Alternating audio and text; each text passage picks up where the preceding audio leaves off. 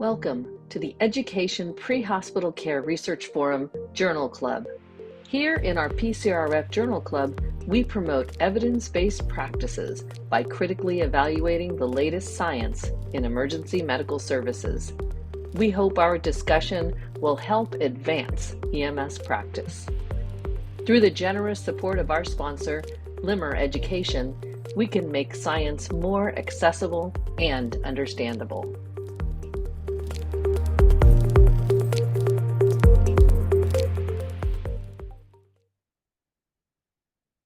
Well, hello everyone, and welcome to the November 2024 Pre-Hospital Care Research Forum Education Research Journal Club. The PCRF promotes research literacy to advance the science of EMS educational research. Here with the PCRF Journal Club, we take a closer look at some of the latest research happening in medical education. Thank you to Limmer Education for sponsoring these podcasts so we can bring these to you and the best of science in EMS education.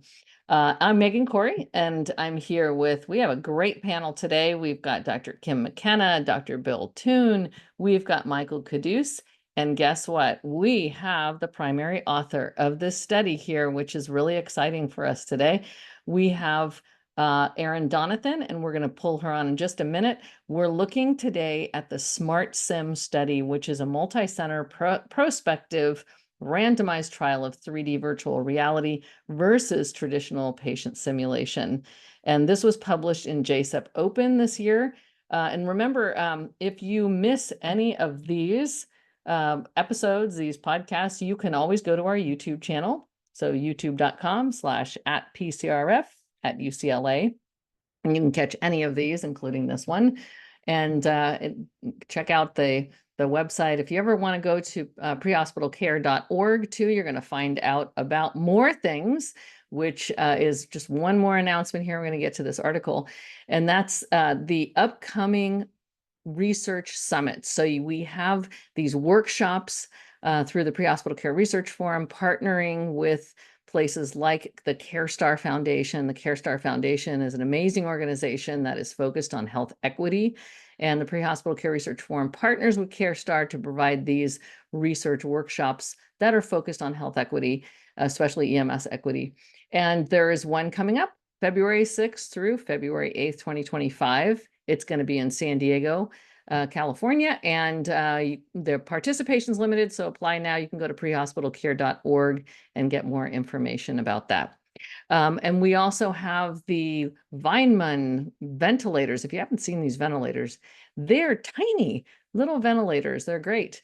But they partner also with the PCRF to have these ventilation research workshops. There was one last year. There's going to be another one in 2025, and that is going to be held February 21st through February 23rd. That's over a weekend in 2025. The applications are due December 15th. So you want to go to prehospitalcare.org and check it out, and you can put in an application for that. And notice you can only have to bring your curiosity and your passion for EMS. So check those out, those opportunities out. All right. So let's get to this study. So thank you everyone for joining us today.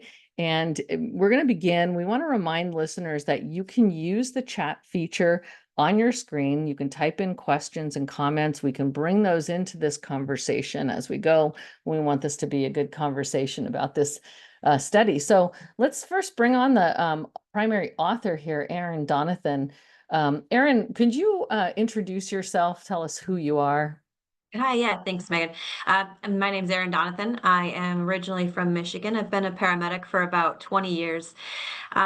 This year, I spent the last half of my career in Arizona doing life flight and working for Pima Community College as a adjunct faculty. I moved back to Michigan recently, and I'm now the program coordinator and full-time faculty at Macomb Community College. And I started EMS education research at the FISDAP Research Summit in the last in-person one. What year was that? Oh, that's a good question. I think it was, Had to have been and actually 19, right? Was it 19? It had to be 19. It should have been. Yeah. And I was The- thinking of that too when I was looking at the Weinmann one. That's in Wisconsin. Mm. And I forgot to say that that's actually in Milwaukee, and it's in February. And I thought, wow, that reminds me of those FISDAP summits when you just trap people in a very cold place. It was held in Yes. Minneapolis, and say, do research. You can't get out because you're Nothing snowed else to in. do, so open your Yeah, computer. Yes. Yeah, so exactly. that's where I started EMS research. I have a master's in public health, so research has always been pretty interesting to me. And working at PIMA really helped me figure out what FISDAP was and that there was this research summit. So I jumped in there, and that's where this all started. That's great. So tell us about then, how did you come to, decide on this, why simulation and why virtual reality versus traditional? How did you come to your research question? So at Pima, I worked with the fellow adjunct faculty who was a real data nerd. And so he had VR patients for us there, but not many of us touched it or knew how to use it. So he threw out these feelers and, hey, come learn this stuff. And I like computers, I like tech stuff. So we went into it, and it's a really useful tool if you know how to use it. But we get a lot of questions like it's really cool and I like doing it, but is it as beneficial as when I go do it in the classroom with my instructors and my other students? And that was a good question. There's not a lot of research out there in general on virtual reality compared to in-person training. So it's kind of unique and niche. And we all know paramedics don't tend to like technology too much. So it was Yeah. something to get us stuck right in there.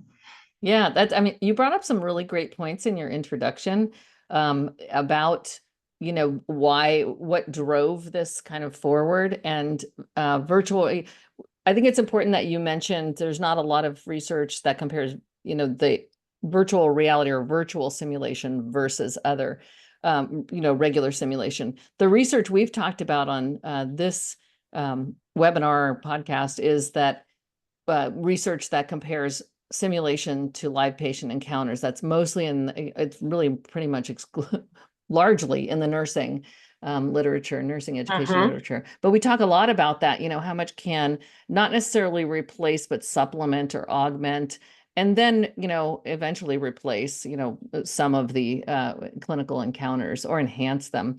But we didn't, the question of which type of simulation that hasn't come up as much until I would say COVID, right? You brought it up in the paper. Mm-hmm. It kind of amplified it because you just couldn't do live simulation. And it was such a big part of the curriculum. How do you take a paramedic program or any program that has mostly in-person labs and requirements and stick it online? There's not too many answers for that. Yeah. And Katie's not on today. She's in med school now, so she's having that first year experience. But I know that Bill, you played a role in one of her makeshift online Zoom simulations. You played a patient as she, played with virtual backgrounds and had, students come in and question and that kind of thing. Yep. And I was able to do, yeah, and I had some basic simple props here, of course, being the geek that I am. And so I would, if they said they place oxygen on, I could put oxygen on me. And, my favorite Yeah. thing though is when I was able to just, doze off and the pulse ox on her screen and things like that was going down, and they wouldn't, it took them a long time to realize, oh, there's I got to talk to this Good guy, Lord. something's going on here, so it Yeah. actually worked out very well, I think, in many ways. Is it the most ideal? No, but did it work for what they needed to do? It did. And I think the students did find it valuable having real people to talk to versus a mannequin or something along those lines. That's a really good point there, because it wasn't just that it was, okay, that was a temporary thing. We did it only because we had to. There also, we wanted to leave, the pandemic thinking, what are the things we could take away from it too, that actually could be improvements. And one of the things Bill just mentioned about being able to communicate, talk to somebody who could talk right back to you rather than a mannequin. And also you could change things, even skin signs or whatever. You could change things, that might benefit the student. The I was thinking, and this is the perfect opportunity to bring it up. What is an ideal thing for a retired EMS provider to do? find out where their local EMT or paramedic training program is and offer to be a patient, A because standardized I version. look like I'm old versus grabbing the 21-year-old and saying this is a 65-year-old, and I actually Yeah. have medical problems and I take real medications. I don't have to make a lot of things up. So there's a lot. And of course, I've taken care of enough patients. I know what questions to answer, when to be cooperative or not cooperative. And I really think that that's a group of people to reach out to as retired EMS providers that have, of course, aged, and bring them into the program and stuff. It's like having, you should have, when you're doing obstetrics, it should be a female of childbearing ages, I mean, Yeah. it shouldn't be some guy playing that. And I think those are subtle little things we can do. Yeah. A That's good side point. job is go to your local medical school, because they do pay standardized patients when you're going to Yeah. medical school to interact with the students, which is probably something we should start leaning towards. But, we always have that extra money in the budget, right? Yeah. You're muted, Bill. In my paramedic program back in New York City, they brought in paid patients. And a lot of times they were able to use, and the biggest group were the prostitutes that they could bring in. Yeah. In New York City, That's there was a large, interesting. or homeless people would come in and do it, stuff. And it was pretty amazing, having never been exposed to that before, but we were at a medical school and they tapped into what they used. Yeah. Yeah. So the other thing you raised in the article too, in the introduction, was the allowances that states, and you specifically mentioned the COA EMSP allowances during the pandemic for using innovative teaching strategies to meet the competencies. Kim and I both sit on the board of directors for the COA EMSP, and that this is something we discuss and about simulation and clinicals and other things. For many years, it's actually been discussed. What are, and it's not really about what are the right numbers. It's what should we allow students or sorry, programs. We need to make sure that they're allowed to be innovative as they're trying to help students meet their competencies and reach entry-level competency. So it's interesting, and I love that you brought that up, that was something there. And then as we leave the pandemic again, and people were returning, what should still remain? What was of value? So I really think this was such a timely question for us to dip into and for you to do. So this was your objective. That's word for word, right from your paper. Your study was designed for an in-depth comparison of 3D virtual reality patient assessment simulations to traditional in-person simulation and its associated changes on paramedic students' clinical reasoning. So full disclosure, I am a program director at City College of San Francisco, and we were participants in this study. And I just want to start by saying that before I ask you about how you went from there, from your questions and everything, but I want to say that Aaron was persistent, because there was a recruitment email that we received, and I was, like any program director, inundated. It was, wow, this is really busy. I'm not sure if we have the resources or the time. Do we have the resources to run these in-person ones and handle all of this? And she said, in a very calm and matter-of-fact way, let's get on a Zoom and I'll explain it to you. And we got on a Zoom, she explained it to me, and I said, you know what, let's go for this. So I'm a big believer in saying yes to research. So even if it seems challenging, say yes to research. So I can actually speak to how it was from the participant end. Kim? Erin, I have a question about the 3D virtual reality, and maybe you're going to get more in depth with this when you talk about the methods. Was this like a mixed reality where they actually had to perform the skills, or was this focused? It sounded to me like it was focused primarily more on assessment. This was virtual reality on a headset. Okay. So yes, it's mostly assessment simulation based. There's no real skills to it. Okay. Okay. That's what I thought, but I just wanted to have clarity on that. Okay, great. Thank you. Yeah, it's a good question, because there are all different products now. I mean, it's just really grown, and people are after we can get lost in the weeds too when we start thinking about the technology. Oh, does it do this reel? Does it do that reel? Kind of what we did with mannequins, and we can sort of lose the point of it. What is the goal of the actual experience? And in this case, it was clinical reasoning, as measured by a clinical reasoning exam. And you can get into that in just a second. So I'm just putting up the map here, but can you walk us through, you mentioned the FISDAP Research Summit, and I noticed some of the researchers with you, Dr. Vogt, Charles Vogt, who's, been out there doing EMS research, participant, see him at all kinds of EMS things. So how did you get together on this? How did you assemble your team? That would be the famous Mr. David Page. Yes, I he's brought up this also an idea to author. him Couldn't at make it the today. EMS Expo through, gosh, who helped me with that? Devin Marble with VR Patients was the adjunct faculty who I worked with at PIMA, who got me into this research. And one of your UCLA guys came and introduced me to Dave and said, she has this idea. I think it might be able to go somewhere. Because again, this was a couple of years ago. So virtual reality, while it's getting more popular now, was much less so in 2021, maybe 2020, whenever I did this stuff. And I said, hey, everyone's super into simulation. Everyone does a lot of research on simulation, but there's nothing out there comparing the newer technologies to it. Maybe we should do this. And he said, I have just the right guy for you. And he's like, hey, Charles, can you show her how to do everything? Because she has an idea, but no idea how to do any of it.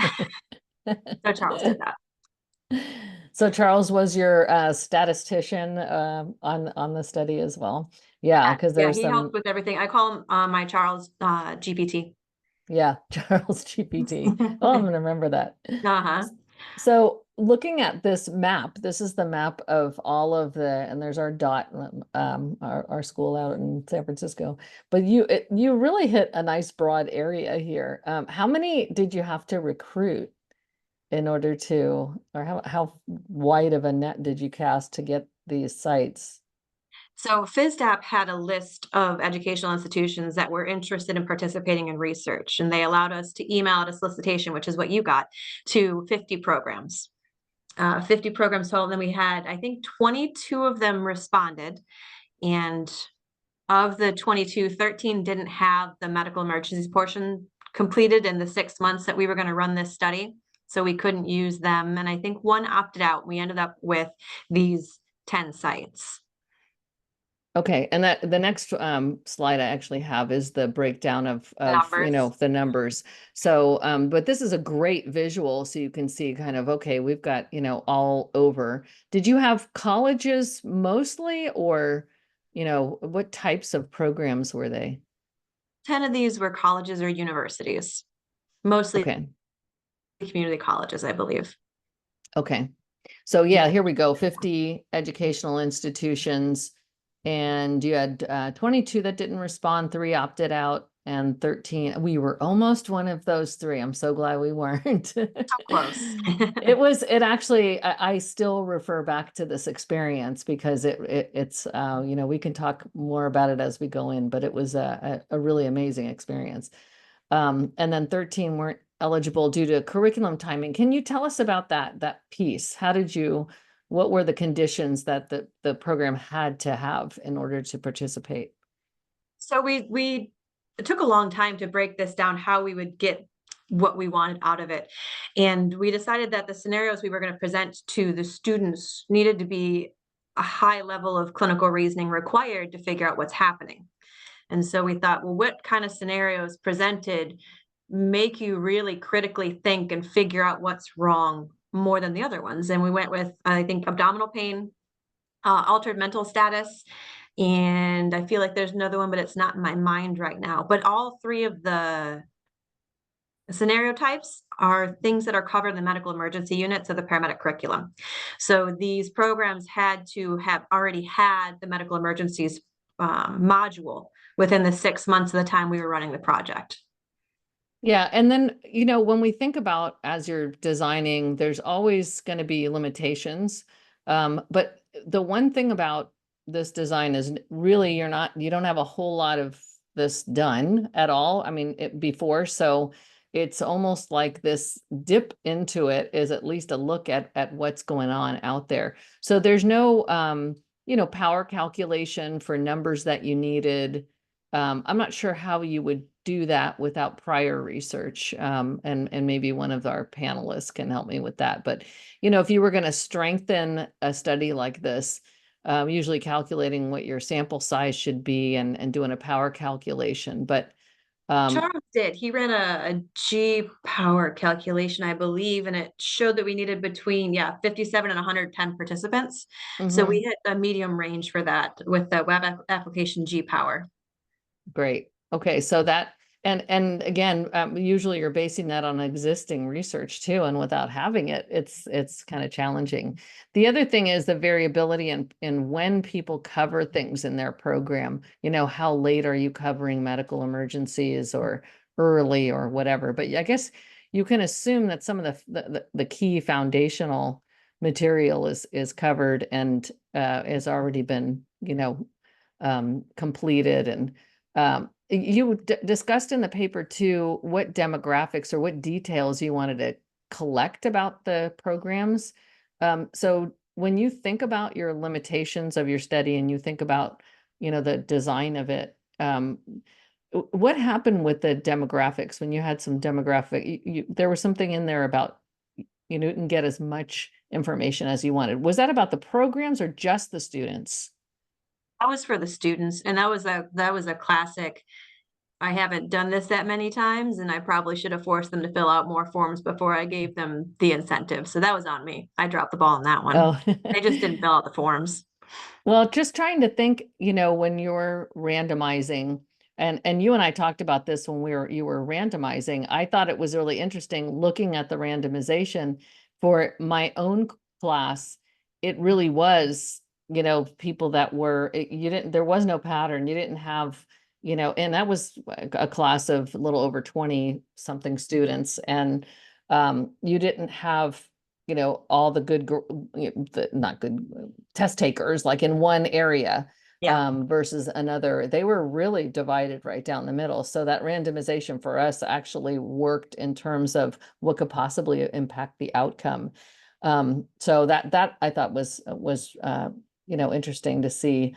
And I guess that would be some of the demographics, what their average scores were on these types of exams going into it. I'd be curious to see whether or not they had prior medical experience or those kind of things. But again, this is a dip into it, and it's a pretty big one when you look at all of the different programs that you had. So you had 11 cohorts. And by cohorts you mean different schools, right? 11 classes in 10 different schools. Okay. Oh, 10 schools, 11 classes. That's right. Some people will have multiple classes in session. And then that totaled 203 enrolled students. And then 2 withdrew due to virtual reality sickness. I wanted to bring that up. So you had 10 absent. These kind of things happen. The decline to participate, the absent on the intervention day. And then the 2 withdrawing to virtual reality sickness, did that happen during the course of doing it? And those 2, I believe, if I'm remembering correctly, opted out due to fear of. Oh, interesting. So they've gone on the roller coasters before, or they tried virtual reality before and it gave them a headache or it made them dizzy or nauseous, and they just that dropped it for them. Yeah, and I don't know, Mike, if you've done virtual reality stuff before. I've never found this type of virtual reality to be much on the vestibular system, but maybe the things where you're in the space shuttle or something, then it's a little bit more. I think to Aaron's point is true is maybe sometimes the anticipation may be worse than the actual product, right? Like I don't like roller coasters, but I'd still probably give this a try. But part of that is because I've seen people have good luck with it.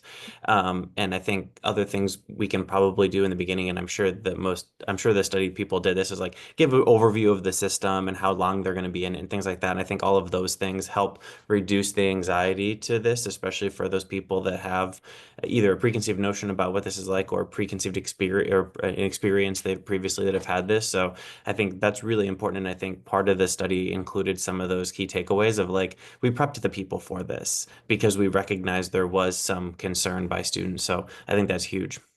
Yeah. Tell us about too, there was a prep period because you sent us in the mail. We got, well, you first started out by meeting with the students by Zoom and then did the consent. We went through the consent process and you sent Pelican cases of headsets and they had a chance to actually use them and ahead of time. So what was that? That was a standard process. And, you know, how did you figure that out, that whole, before we launch into these things? So like we said before, not a lot of people in our field or in education and EMS are hyper comfortable with technology, and the virtual reality really is new enough that a lot of people didn't have it in their homes yet. So I knew that I would need to get some FaceTime one-on-one to walk through everything. We created that how-to sheet, if you remember, we emailed it out, that showed pictures of the button that you're going to click on, and then you're going to click on this button and then this button, because when you put the headset on, it can be a little jarring at first when you're trying to figure out just how to turn it on and get it hooked up to your Wi-Fi. So I figured the easiest way to get people through that from multiple different areas and multiple different levels of comfort with technology would be to sit down, look at them through the computer and say, okay, put the headset on. This is what you see. This is the button you click. So that's why we had to do the Zoom with the instructors. And I wanted to get FaceTime with the participants also, just to get that informed consent and make sure that we were compliant with all of the regulations and things like that, but to answer questions, because this can be a big leap. Sometimes people can be intimidated, put this thing on your face and then have someone you don't know test you on things that you just learned. So getting a little FaceTime in, trying to get them to relax and be comfortable and understand the process, understand why we were doing things and how it was going to help, I think helped them to consent and actually participate willingly. Yeah. And when you, after you had this and you had agreement and everything, then it was the randomization. And we were just sent a sheet that said, these are the students that are in each group. But both groups eventually, and I can't remember if it was initially, but eventually got to use the headsets.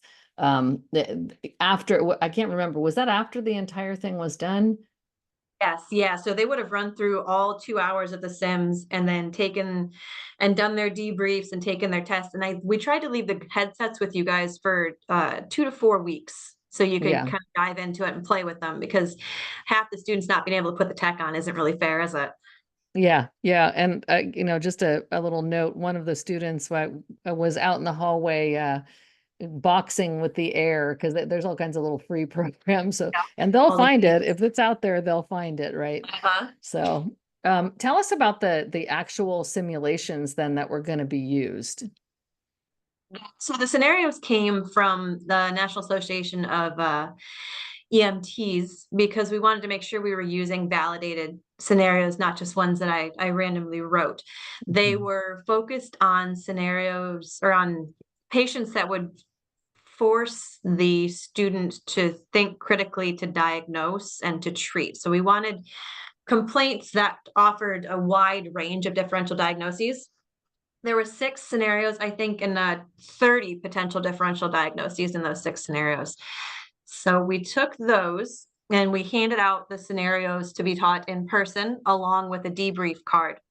And the people running the scenarios were instructed not to give any feedback, not to talk to anybody. They're going to run their scenario. You're going to hand them this piece of paper. The paper has the discussion points on it.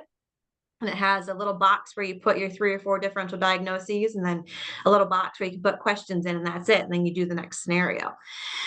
For the virtual reality portion, we put the scenarios as closely as we could to what was written into VR Patients, and just allowed the students to put on those headsets and walk through the scenarios on their own in there. Scenarios take a maximum of 15 minutes.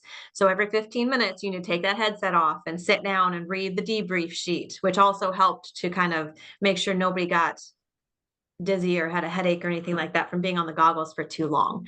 But they were all NEMT scenarios that we either created in VR patients or handed out to be done in person. Great. Kim? I thought that the way that you had them do debriefing was really a critical part of the uniformity of your results, because as we all know, each instructor is probably going to debrief in a little bit different way. And so I thought that was a particular strength of your research. Yeah, definitely. Yeah. Because we always say in simulation that the learning happens in the debrief, right? We all do them completely differently. So the test, it wouldn't make any sense if we had people from 10 different states and 10 different cohorts saying 10 different things. It wouldn't mean anything then, right? Great point. I was going to note too, one of the benefits or the strength of the study is the picking the right simulations. So Yes. they're picking these, and if folks don't know, like these are all reviewed by a medical director and written by a subject matter expert. So every once in a while something comes through that's like, oh, that doesn't seem right. But for the most part, these scenarios are incredibly well validated. And again, written in a sort of I wouldn't say it's a Delphi type study, but they're at least reviewed by a medical director. So it's chasing horses rather than zebras, which I always appreciate. So I think that's a strength of your study for sure. Michael, can you expand on that a little bit? So, Michael is the NAM, tell us who you are related to NAEMT. We all have a bias in this research. I love it. Yes, we We all have, like, do. a connection in it somehow. Also, FISDAP research alumni, which I feel like we should all call ourselves now. So I'm the board of director for the West Coast for the NAMT, and I'm also an author on AMLS. So I love that you picked some of our NAMT scenarios. But again, the value in picking a simulation that's gone through medical director review, the benefit is these have also been run by hundreds of students prior to even being adopted into this study, which should give you some validity. That's important when doing any study like this. As Erin can attest and has attested, like you want simulations that you know work and give you generalizably the same result over and over and over. And that's the perk of picking these scenarios. I think you could similarly say like the ACLS mega code scenarios that most of us probably have memorized because we've been through enough ACLS classes at this point in time. Like there's always a pediatric patient who has a septic, right? So I think to that point, they're validated scenarios. They've been run over and over, which means if there was an issue with them, they've been fixed.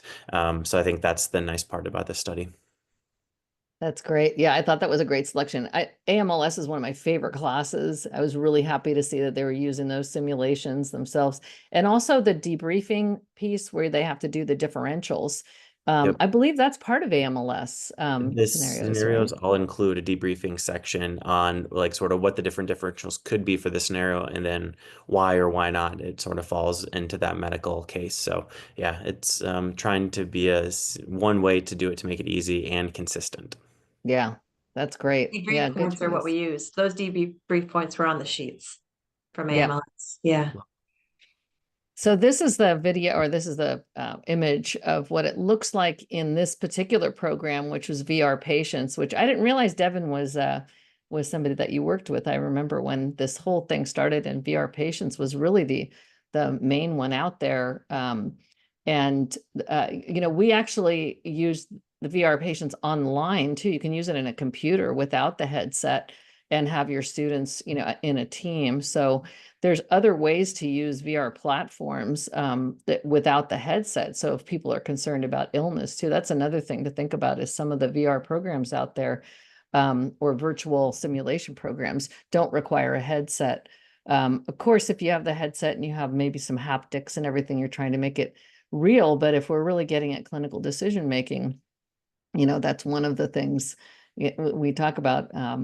We talk about it too, replacing clinical, and I would argue that replacing lecture is another thing that virtual simulations do, especially, even without the headset. So let's move to what it looks like. So this is what it actually looks like, the students using the Oculus Quest goggles and little joysticks. And so I'm just going to comment too on being at the site where we were doing this. My biggest concern when Erin called me was I would not have the instructional staff for the live simulation. I wasn't concerned about the virtual because it only really requires, and you could see this person on the right-hand side of the screen, it really only requires one person to be either, just a monitor and kind of tech savvy in case there's a technical issue. That doesn't even require a clinical, knowledge-based instructor. So you can have somebody who's a student tutor or another instructor or something, somebody who's monitoring, and if they're, able to troubleshoot any problems or communicate with the team. I think we had somebody live all the time during our simulations. I believe so, right, Aaron? There was somebody that we can communicate with in case we had a tech issue. Yeah, I was always available to hop on a meeting while you guys were doing stuff. I don't think we were like on the meeting the whole time, because it was it's a 4-hour process. Yeah. But there was always yeah. someone on call for you. Yeah, and it took much longer in the live. We actually had 2 rooms going for the live for instructors versus 1 monitor and a large classroom in the virtual room.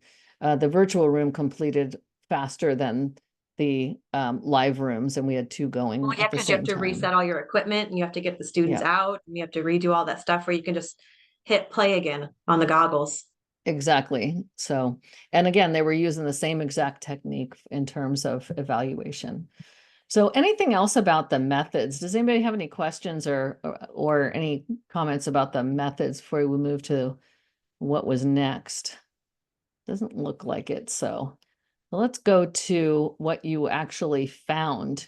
So after all of the sessions were done, and actually everyone didn't have to finish at the same time either. Once they were done with their own, 6 simulations, they went to a computer lab where we had a test. And the test, I believe, was in FISDAP. So they already had a FISDAP account. They logged in, they went into FISDAP, and they had a critical thinking exam waiting for them. So can you tell us about that exam? Yes, the exam was made up of 50 items that came from FISDAP. So they were previously validated, and they were all based on their clinical reasoning models on the same topics as the scenarios were on. So altered mental status, abdominal pain, was there a stroke one? I thought there was 3, but maybe there was just 2. A lot of scenario-based critical thinking questions. Yeah. Had So been retired by FISDAP, so we weren't using their current stuff, but they were questions that were used and validated by them for a long time. okay. I do remember altered mental status for sure, and I don't remember the other ones, but so tell us what we're looking at here. This is the type of simulation compared to the exam grades and what your results told you. So the average results on the exam was 70 for both. You'll see a bit And of actually, I a can wider go range. forward Sorry? here. This might be easier to begin with, and then go, or do you the plot easier to start with? Your one's good. You'll see that we had 88 participants in the traditional sim and the 86 in the 3D virtual reality group. So it was fairly evenly matched. The median for both groups was 70% on the exam, with the interquartile range almost identical too. So it showed that there was no real difference between the 2 groups. And you can see that visually in the box plot, the yeah. exam results. So were you surprised when you started looking at the results? We were hoping for this, right? We wanted to prove that it was non-inferior. So similar or better on the virtual reality would have been something that we were looking for to make an impact with it. But really, I didn't know what we were going to find, being that I had not done much research before this, and I was kind of winging it. Yeah. If you had to go back, would you change your outcome or add anything to the outcome variable? I mean, the way we do a pre-test before doing anything. So we did a pre-test in the pilot for this, but being that the day already ran 4 or 5 hours without the pre-test, students found that having the pre and the post-test made the day long enough that they weren't exactly trying super hard on their post-test. So it kind of skewed the results of that. The pilot was run, I think, with 40 students out of Utah. So we did try, and it didn't seem to work. I would like to run it again, maybe with a shorter intervention and have the pre and post test, or something. I would like to establish a level and then have the intervention and then have a secondary It exam. would also be good, maybe a longitudinal. So if you, rather than just one day of simulations, to have have cohorts that run, whole sections with virtual simulation versus live. And actually, the other thing would be, areas where where we have a real challenge doing live simulation versus virtual. So there's some things just sort of off the cuff that are that you can enhance more with virtual that you won't get in a clinical setting either, which is like hands-on in a high-risk delivery, anything obstetric, right? So, and trauma then skills. yeah, and diverse patients too, diverse types of patients, all different types of patients. Mike? I think sometimes when we get results that show that, I think when, as a reader of the research, when I see results like, oh, we didn't prove that this was like the most amazing thing ever, it really discounts a lot of things. So I want to highlight what you said, Erin, which was it shows that this actually is just as good as them sitting in a classroom running a simulation, beyond all the other benefits you shared of like, I don't have to reset, I don't go through all my disposable equipment, all of those things. I think the other thing that as we continue to look into VR that we don't know from this study is, did it improve their ability to communicate with patients or sit in the back of the ambulance? Did it improve some of their clinical diagnostic skills? Sure, we sort of tested them on some written skills. The longitudinal thing I think would be amazing. Doing this on a routine basis, similar to how we do a skills lab or a simulation, seems important and for, like, the next step. But I don't want to undersell the fact that like this is actually really important. It shows us that this works just as well as anything else that we're doing in our classroom, and what we need to then ask ourselves is, okay, how does this model fit into our classrooms? Just like when we first started to do simulations, and I think back to the rollout for the out of hospital scenario for national registry, and like the amount of people you had to literally drag across the line to do it, even though the research was fairly well validated in that aspect. So I don't know, those were a couple things that came to my mind, is like, I appreciate that you didn't undersell it of like, no, we proved that this is just as good. There's more research to prove where it fits into the educational model. Yeah. Kim? Just building sort of on what Mike said, I feel like it did prove that they were equivalent for this purpose, which was clinical reasoning. And I think that that's where the separation needs to be made, right? Because they weren't trying to integrate skills at the same time that they were doing these assessments, which, really doesn't then address any pieces of the psychomotor domain, moving them from like precision up to articulation in the psychomotor domains. Integrating those skills during the labs is also very, very important.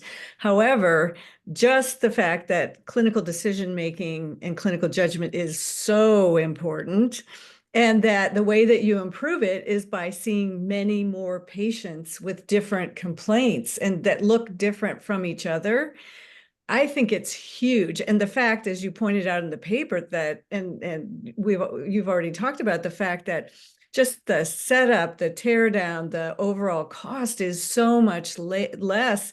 I just feel like it is, just like Michael pointed out, I think it's just a huge asset to programs. And so that's why your work is particularly important in my mind anyway.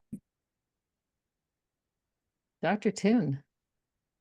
So there is obviously some expense involved in this little study of yours here.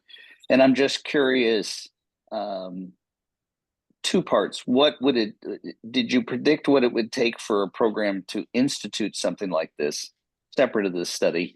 And what did it cost you study-wise? Because, why these aren't the most expensive VR type things in the world, they still is an expense. And so there was some funding or background that helped you with this?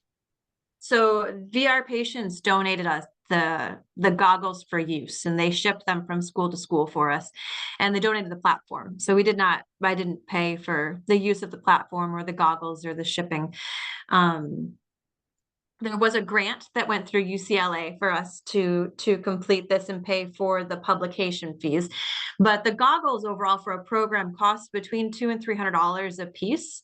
And then there is licensing through VR patients, and I think any other software you would use that generally runs probably somewhere I don't even remember now, maybe $100 per profile per year. It's not wildly expensive from what I can remember. Yeah, and the other thing that that raises, Bill, is comparison of cost running live versus running virtual, and the benefits that you can have of each one, you know. Well, there's no question about it. As time progresses, technology like this needs to be continuously evaluated as opportunities to bring into the program. And, compared to when Kim and I started, versus what it is now, it's dramatically different. The technology capabilities that exist now, and so I can see this doing nothing but getting better, and then I just really want to make sure I point out, I like the fact that you evaluated it now and showed that it's, equivalent, non-inferior, however you want to go about it, for this particular area of clinical reasoning. I just really appreciate that so much. And what I often think that happens is that there is not enough. We do things without necessarily knowing they're effective. I think that, and that's what's very important about doing what you did here, is you've proven something that's important. I always question, there's this big push to go on to do all your CE online, and stuff. And my experience with the online CE is pretty much it sucks pond water. I would rather pull my eyes out than do it that way. But I've not experienced VR, so it would be very interesting to see how this would work, at least in this case. So I just see just such a great future coming, and I just really appreciate the fact that you evaluated it. That's the most important thing. And this is very generalizable, because you used a great diversity across the country, different kinds of programs, and it's very good. So this is just excellent work. Very impressed with it, even if Charles Fote was involved with it, So I want to make sure Charles knows I'm digging at him a little bit, but I am truly impressed with it. I wish we would do it with much more of our quote new educational stuff, is really make sure that it's doing what we wanted it to do and stuff. So I just stuck that in there. Thank you very much. Thank you. Right. I was just going to say, putting on my COA hat, one of the new standards from KHEP that came out was being able to have a plan for program continuity. And, when you're trying to go to your dean or your boss and say, I need this new piece of equipment, having the evidence to show that in this particular area, it's been proven to be effective, I think would be really powerful and help people understand that this is something that they could implement like immediately. If there was a program interruption for some reason. And then the second thing to add, the registry is getting ready to publish a continued competency agenda for the future. And one of the things in that agenda sort of explores just exactly what Bill was talking about. Do we have to just have butts in the chair or hours-based continuing education? Could tools like this be leveraged to be able to let you do it on your own time until you can prove that you're competent in that area? So it just really opens up a lot of opportunities. And this is just more fuel to put on the fire to be able to say this is an effective intervention.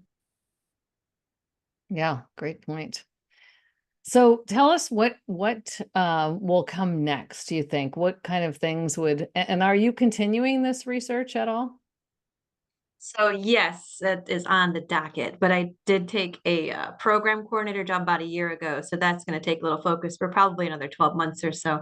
But yeah, I think that the virtual reality is an excellent tool for EMS education, just because it is so hands-off once you build it. And you can change little tiny things, but everything else remains exactly the same. It really does good at taking away confounding variables depending on what you're looking at. So you could take a platform like this and put a patient in a certain scenario and then just change the color of their skin and have it ran Yeah. again, ran by a different cohort and say, look at what we're missing. Look how we didn't do a 12 lead until 10 minutes in, or look how we gave Narcan on this diabetic at 30 seconds and not 10 minutes based on gender or age or size or any of those. So I think it's a great Yeah. tool for research. I just need about 14 more hours every day. Yeah, exactly. And I'm sorry, I forgot to put up this one. This is the distribution of exam results. So you can see the specific distribution for each arm in the study. And, you know, if you look at this and you see, you know, traditional and virtual reality, and I think Mike makes such a great point about the point of this was not to say we're looking for this superior. You were saying, you know, at the beginning, you know, we're looking for a non-inferiority. Are they at least equivalent when it comes to the test, that the critical thinking or the clinical reasoning, sorry, test? And it'd be good to know if people that didn't go through either also how they would do, right? Is there something independent of that? But I think it's just alone, this is such an important piece of work to launch forward. And to Kim's point, I thought that was something I never even really thought of, which is we are now, it is a new KHEP requirement that to have a plan for, and that's actually a requirement of colleges and has been for a while, to have since the COVID, to have a plan just in case there's a disruption in the educational process. So this can be built right into that. And now there's evidence to show that it's at least going to be the same as what you're providing if you're not already providing virtual options. Yeah, it would be great to build on this. And in terms of what you were saying, you can, there's certainly, I'd love to see cost comparisons because and not just live versus virtual, but everything, you know, mixed in. Also, you know, when we talk about replacement versus augmentation, it's all about your goal. What's your goal of the training program that you have? What's the goal of the exercise that you're doing? Does this enhance critical thinking or clinical reasoning more than that exercise? And then replacement of standard lecture time too. I So would like to have a bigger view on how the students take the process, because when you put on virtual reality goggles and you go into a scenario by yourself, you are by yourself. Whereas if you're staying in a room with 4 other students, you've got a team working with you, right? So it kind of singles you out and it makes you think for yourself when there's no help around, which is how you feel when you get in the back of the ambulance for a first time. So I would wonder if students who spent more time on virtual reality doing these simulations, are they better prepared for those clinicals? Do they feel better in their internship? Do they finish their things faster? Do they get better effective grades from their preceptors? wow, those And you touch on, to me, and since this is the pre-hospital care research thing, we need a resource funding for EMS research. And again, one of the great things that I work with the Society of Academic Emergency Medicine, which you've heard me people speak about before in the past. But years ago, they created a foundation, and they have finally built up enough money in that foundation that they're giving out grants for research. And some of them are not small grants, $50,000, $60,000 a year. And it's long overdue. EMS needs to have a foundation that is free of, you know, I think it needs to be free of commercial involvement, you know, certainly, you know, so it's not unnecessarily influenced by the commercial thing. I'm not against them donating to the foundation, but we really need to grow it. And I've tried to encourage any MSE to look into this, but it's going to need to be one of our national organizations that helps get it established. But who knows, several organizations could feed toward, you know, the money into that foundation that's specifically used for EMS research, whether it be educational or clinical. We need a funding source. It can't be done without money. So I'm going to say no more than that, because I know we're getting towards the end of the hour. But Erin, again, I want to thank you very much for this research. I really appreciate it. And everyone needs to read. yes. Kim, Well, amen to that, Bill. But what I wanted to ask Erin was, and probably Megan too, did you guys get any informal feedback from the learners about kind of their perceptions of what they felt was the strength of it, or things that they felt like they learned from it that maybe they wouldn't have learned in other ways?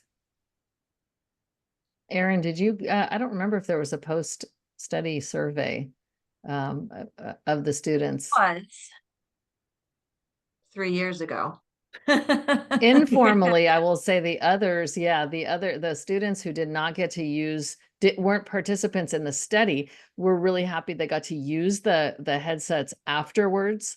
And then we started using VR patients without headsets on the computers. So we have accounts for the students, and I apply for grant money from Perkins funding, because the students get the accounts. So Mhm. so that they can practice even just in the computerized setting. And I think, enhancing that is probably our next step. But they were definitely very interested in enhancing. It's almost like having these apps where they can practice tests, and they really would like to do that. Think about all the downtime that occurs between the packing of the bags, the doing a simulation where you're a team member and not a team leader. So to Erin's point, you're a leader every time.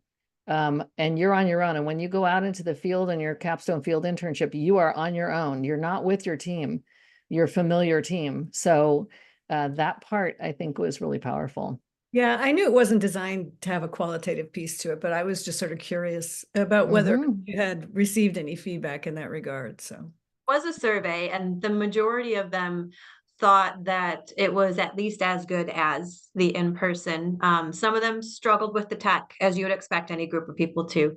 For the most part, I believe it was positive, but it's hard for this one because I wasn't actually in the room with any of these participants at any point in time. I was always that person on the computer. So I didn't get quite as much feedback as I would have liked to, but I also couldn't fly all over the country during COVID. Yeah, and let me just tell you, we have pretty sketchy Wi-Fi at times at our college, especially at that time. And we did not have any problems. We did some work up front. I think that is a testament to all the work that Erin and her team did up front to make sure that it was good and good to go. And we had no problems with it. And we're not exactly in, I know we're in San Francisco. You would think we'd have great services, but we are, an old building and old Wi-Fi. Where's that Google Fiber when you need it? Yeah. I was just wondering, in the 1 minute or two that's left, what did your instructors think? Did they buy into this? Did they think it was a good use of resources? Did they have fun with it? Think that most of the instructors and most of the institutions that we used for this program bought into VR patients fairly soon after. I would have to look back at the actual numbers, but I know that Megan did. I know Pima uses it. There was one in Oregon that I think did. Most of them enjoyed it. Some of them were frustrated with it, as you would expect. Sure. It's But I mean, technology. change is hard, right? Yeah, it's Yep. also the goals. I mean, you have to take every piece of whatever you're using to learn, whether it's a live simulation or a VR or an immersive room, or the new VRs that like SimX has ones where you feel the pulses and you can actually be teams. And I know VR Patients is working also on AI. And I mean, you got all of these companies and all their different things that are expanding. And what can't get lost in there is the learning, right? What is our goal? So you can easily get lost in the technology. And then realize, wait a second, what's our goal of this? Because this still has a benefit. And when you realize certain areas still have a benefit or have promise, like we were talking about diverse patients and all age groups and different, decision-making tools. And then you kind of settle into, the cost benefit and other things. Yeah. All I have to wrap up, and then I'll turn back over to May, is like, great work. Awesome. The publication process isn't easy. To do your own prospective trial and get all of this set up is a monumental task. So congratulations on getting it across the finish line. Great research. Thank you.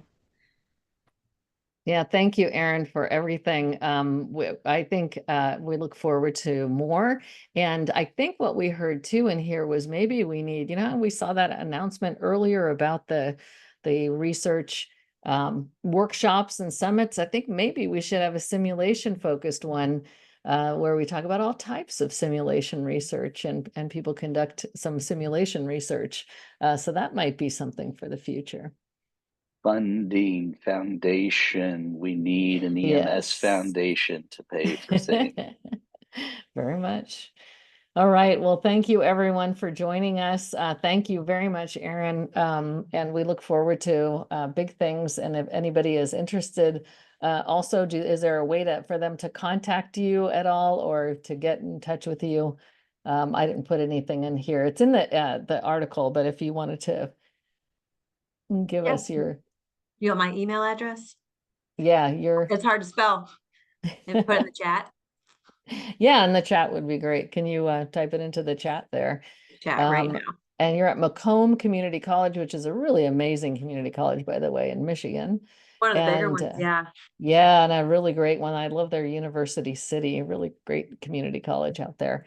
So you can get a hold of Erin, ask more questions. Maybe we'll stay involved and stay in touch with the research. And David Page was an author on this too. We didn't mention that, but he actually is an author on this. He just couldn't make it today. So we can talk to him about it at some point too. But thank you everyone for joining us. You can join us again next time. This will be Friday, December 27th. This is going to be our best of educational research in 2024. Next, PCR Clinical Journal Club, you can join on Monday, December 9th. That's with Dr. Emily Crow, Dr. Tony Fernandez, and others, Michael Caduce. And remember to join us live each month. You can go ahead of time to prehospitalcare.org and you can find our archives too on YouTube. So visit us. Come join us in December, though, for the best of educational research in 2024. Thank you all for joining us, and we'll see you next time. Thank you, Erin. Thank you.